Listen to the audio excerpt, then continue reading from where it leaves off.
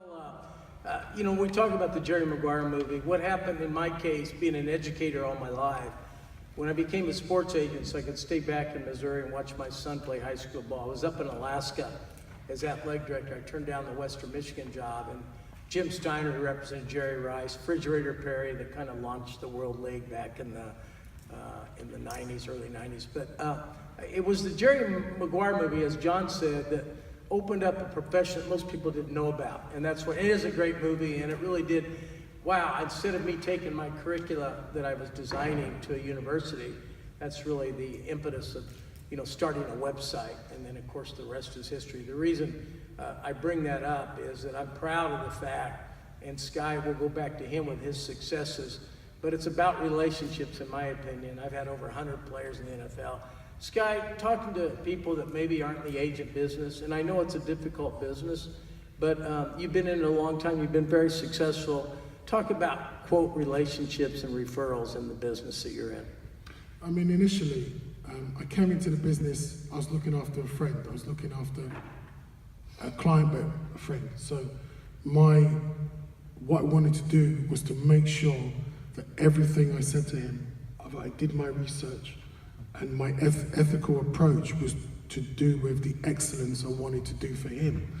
So in this business now, a lot of people try to take shortcuts, get involved in deals and take shortcuts. The bottom line is that if you keep taking shortcuts, you're just waiting for something to go wrong. So you've got to prepare, you've got to do your due diligence, and that's what I did. Now, when I started, first thing I said to Sol Campbell was, you always honor your contract, and we look to structure it in the right way, but you honor it. In these days, people are just wanting to move from contract to contract, and people talk about loyalty.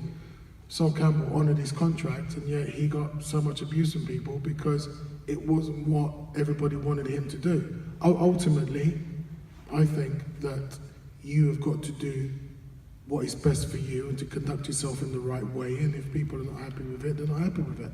But the relationship I had with Sol Campbell, I was sort of spoiled in that he was a very strong character.